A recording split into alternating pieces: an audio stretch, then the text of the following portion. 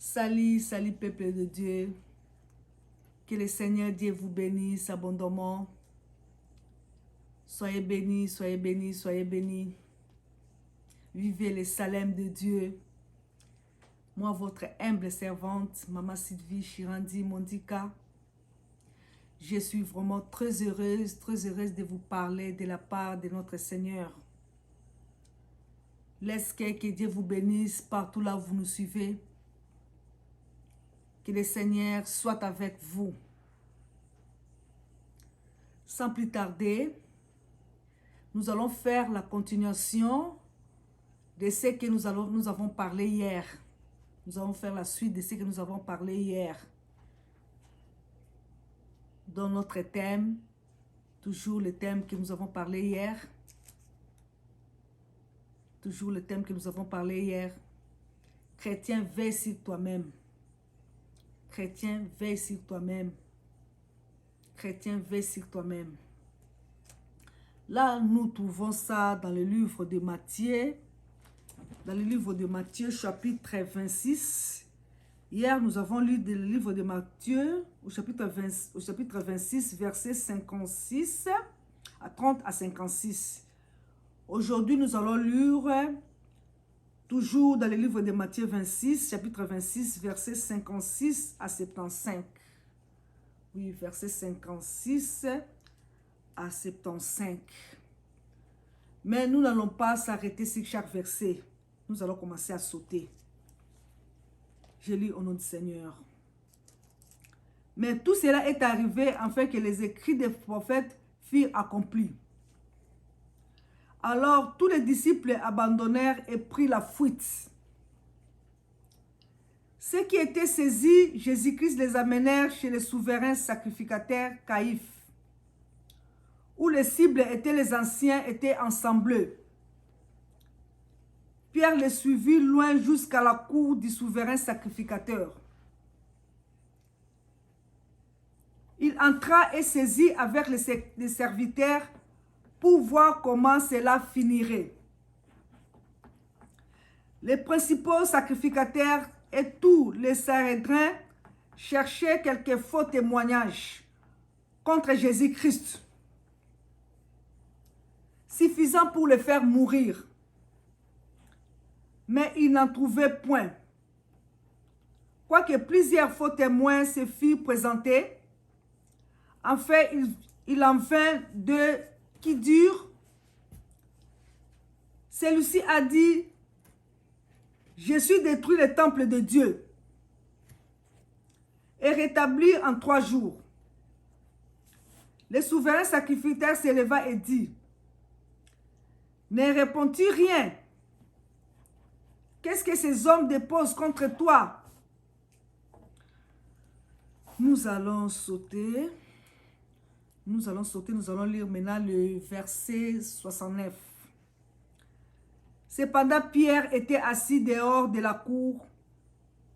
Une servante s'approcha de lui et dit: Toi aussi, tu étais avec Jésus le Galiléen. Mais il les nia devant tous, disant: Je ne sais que tu veux dire. Nous allons encore sauter. Nous prenons le verset 74. Alors il s'est mis à faire des imprécations et à jurer: Je ne connais pas cet homme. Aussitôt le coq chanta. Et Pierre se souvient de la parole que Jésus lui avait dit: Avant que le coq chante, tu me réuniras 3 fois. Et étant sorti, il pleura amèrement. Parole du Seigneur. Nous rendons grâce à Dieu. Chers frères et sœurs, mes bien-aimés dans le Seigneur, nous venons de lire dans le livre de Matthieu, chapitre 26, versets 56 à 75. Le contexte nous dit que Jésus a passé 3 ans avec ses disciples. Jésus a passé 3 ans avec ses disciples. Voilà, bientôt on va l'arrêter. Bientôt on va l'arrêter. Jésus-Christ, il connaissait bien Judas. Il connaissait bien Judas qu'il allait les trahir. Et Pierre qui va les réunir. Qui va réunir notre Seigneur Jésus-Christ. Ça nous montre que tous, nous avons besoin de veiller. Nous tous, nous avons besoin de veiller. Nous avons besoin d'être en présence de Dieu. En présence de notre Seigneur Jésus-Christ. Toujours. Toujours. Jésus-Christ a eu des gifles. Il a eu même des coups à cause de moi et toi. Seigneur Jésus-Christ. Vraiment, Seigneur Jésus-Christ, bénis ta parole. Bénis ta parole encore. Nous avons toujours besoin de toi. Toi, notre Seigneur, notre Dieu. Que ces messages soient une bénédiction pour nous tous. C'est la suite de notre thème que nous avons vu hier. C'est la continuation. Même si les anges nous accompagnent, nous avons toujours besoin de Jésus-Christ. Même si les anges nous accompagnent, nous avons toujours besoin de nous tenir debout. Nous avons toujours besoin de veiller. Nous avons toujours besoin de veiller avec Jésus-Christ, notre Seigneur. Nous devons veiller dans notre marche avec le Seigneur. Surtout dans ces temps difficiles. Surtout dans ces temps où le péché est exposé à la place publique. Dans ces temps où le péché est partout, partout, partout, partout. Le péché est partout. Le péché qui nous suit partout. Car Satan rôde comme un lion rougissant, cherchant qui dévorer. Il cherche qui dévorer. Il cherche qui attraper. Il cherche qui ramener dans le monde. Faisons attention. Sans la prière de Jésus-Christ, on est nul. C'est Jésus-Christ qui intercède pour nous. On ne tiendra même pas debout sans la prière de Jésus-Christ. On ne tiendra même pas debout. Et par sa grâce, c'est seulement par sa grâce qu'on tient debout. Nous tenons debout par la grâce de notre Seigneur Jésus-Christ. Et nous tiendrons debout jusqu'à la fin. C'est jusqu'à la fin que nous tenons debout. Là, nous pouvons lire ça dans le livre des Psaumes 118, verset 24. Psaume chapitre 118, verset 24. Sans la grâce de Dieu, moi et toi, nous serons nuls. Nous ne tiendrons pas. Faisons attention de faire des déclarations rapides. Faisons vraiment attention. De faire des déclarations sans être remplis du Saint-Esprit. Attention à faire des déclarations sans être remplis du Saint-Esprit. Veillons, veillons, veillons. Veillons, cela est valable pour nous. Dans tous les domaines spirituels, nous devons veiller.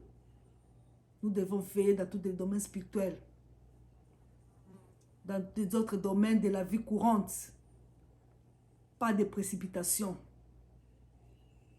Nous ne pouvons pas nous précipiter. Non, non, non, c'est pas ça. Jésus-Christ réclame. Vous ne savez même pas veiller 1 heure avec moi. Veillez même 1 heure avec le Seigneur. Frères et sœurs, cherchez à veiller 1 heure avec le Seigneur. 1 heure avec le Seigneur n'est pas dormir. Il ne faut pas dormir dans la présence de Dieu. Il faut toujours veiller dans la présence de Dieu. Car tout s'obtient dans la prière. Tout s'obtient dans la prière.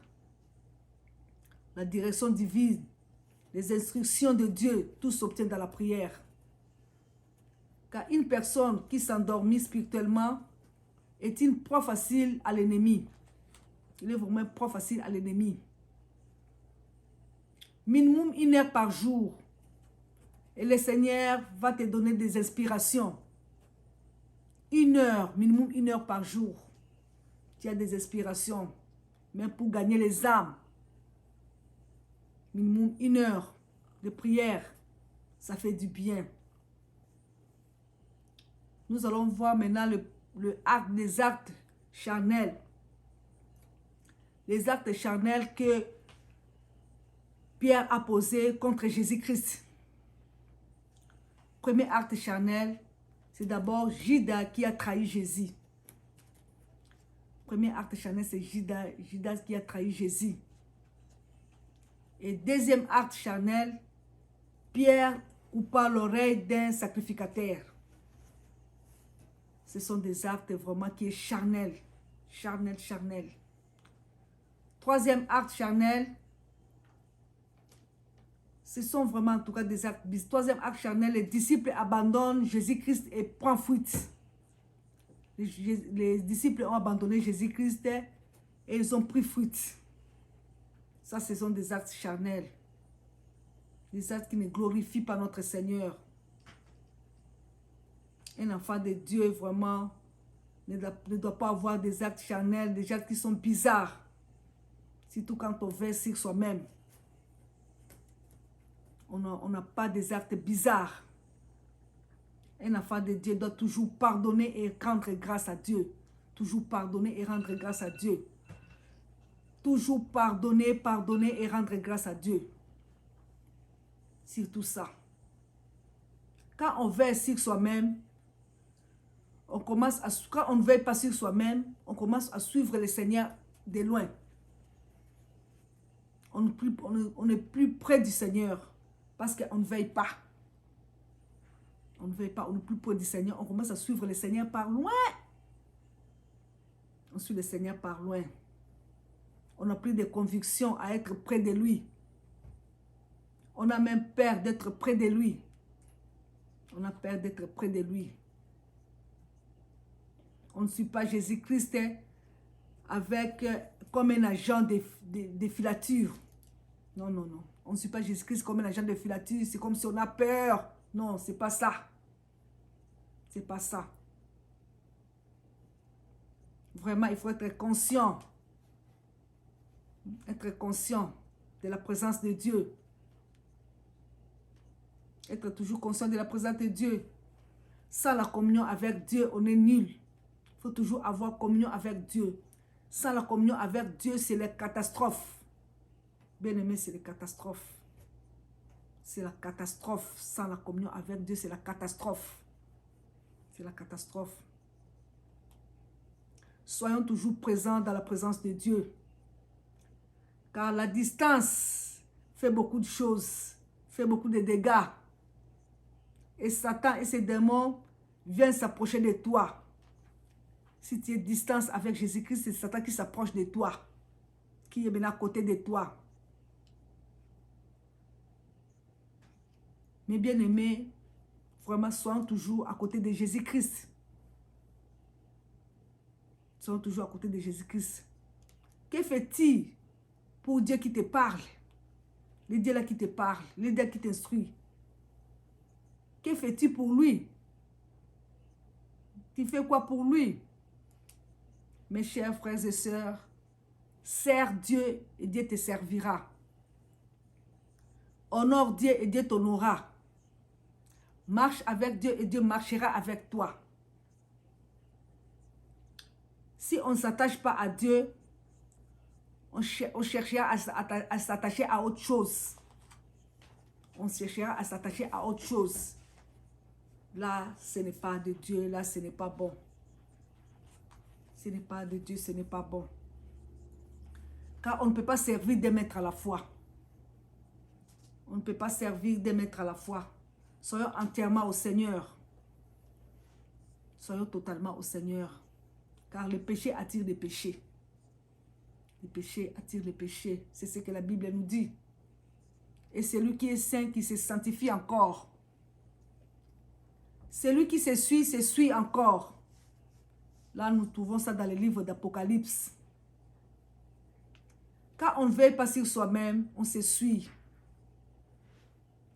La volonté de Dieu est que toi et moi, nous puissions veiller. Nous puissions suivre Jésus. Suivre Jésus de près, de près. Comme dans un cortège qui se suit. Suivre Jésus avec beaucoup de risques. mais la proximité avec le Seigneur. Être proche du Seigneur, être à côté du Seigneur. On ne vit plus pour les choses de ce monde. Nous ne pouvons pas vivre pour les choses de ce monde, car les choses de ce monde passent. Les choses de ce monde passent. Vanité de vanité. Vanité de vanité poursuit devant. Les choses de ce monde passent. On vit pour le Seigneur. Il y a ceux qui vivent pour les choses de ce monde. Ils cachent même leurs identités. Il y a des gens qui cachent leurs identités. Ils cachent même. Il ne veut pas qu'on sache même qu'il est disciple de Jésus-Christ. S'il vous plaît, soyons totalement dans le Seigneur. Soyons totalement dans Jésus-Christ et le Seigneur de gloire. Soyons totalement dans l'œuvre du Seigneur. L'œuvre de Dieu. Ne sont pas partagés entre Dieu et le monde. Ne sont pas partagés entre Jésus-Christ et les idoles. Il faut être entièrement en Dieu, entièrement au Seigneur. L'image de ceux qui se cachent, ceux qui cachent leurs identités. Ils cachent leurs identités, ils se cachent. Ils font semblant. Ils exaltent le péché. Ce n'est pas bon. Bien aimé, quand on exalte le péché, ce n'est pas bon. Si tu vois quelqu'un qui exalte le péché, ouvre la bouche et parle. Ouvre la bouche et parle-lui. Ce n'est pas bien. Nous devons dénoncer le péché. Nous devons dénoncer le péché. Et dire aux gens ce qu'ils font là. Ce n'est pas bon. Ce n'est pas bon, ce n'est pas bon, ce n'est pas bon. Parler de Jésus-Christ sans avoir peur. Partout. Que ton identité soit connue de tous. N'ayez pas peur. Même au travail.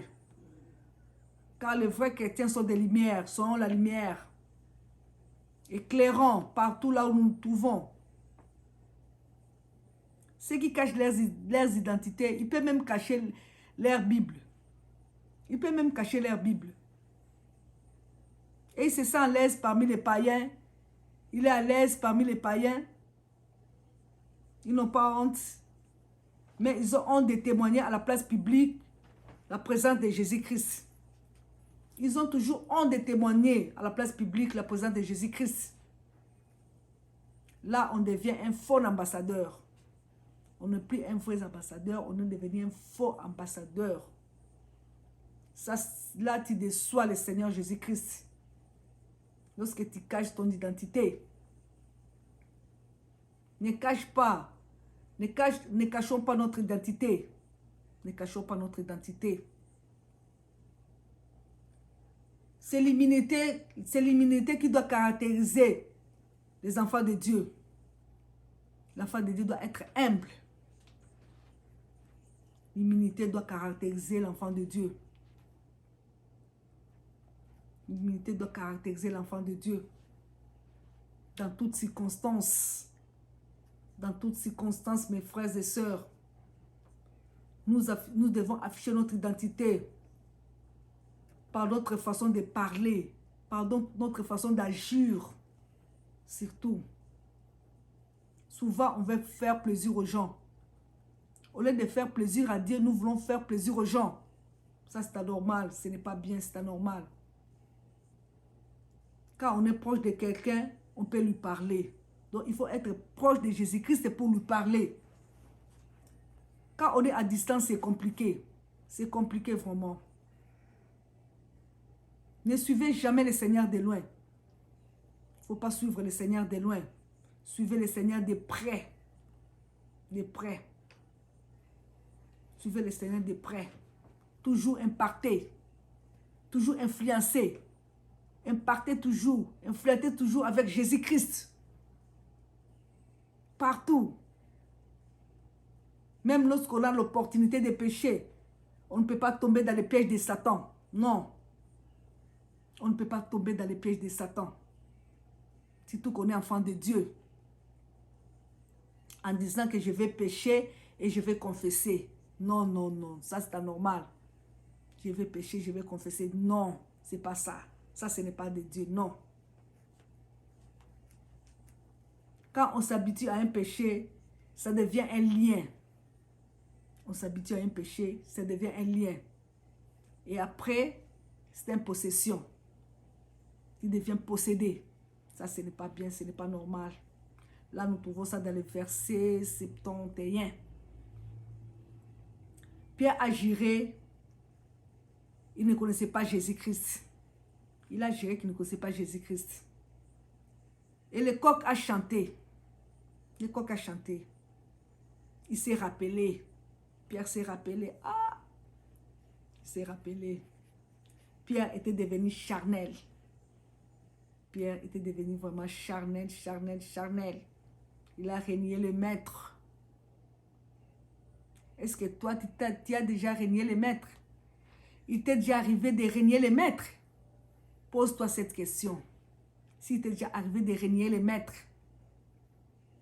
Dieu te dit, reviens à toi. Comme le fils de l'enfant prodigue. Comme le fils prodigue là qui est revenu à la maison de son père. Pierre a pleuré. C'est le signe de la repentance. Donc il s'est repenti devant le Seigneur. Il a fait une repentance sincère devant notre Dieu. Quand tu verses sur toi-même, Dieu viendra te secourir dans le moment difficile. Dieu viendra te secourir dans les moments compliqués. Dieu viendra te secourir dans les moments compliqués. Quand tu ne veux pas sur toi-même, tu es comme un pharaon. Et tu finis comme Judas. Parce que tu ne veux pas sur toi-même. Tu peux même te pendre quand tu ne veux pas sur toi-même. Bien-aimés dans le Seigneur, que le Seigneur vous bénisse. Que le Seigneur soit avec vous. Soyez bénis au nom de Jésus-Christ. Amen.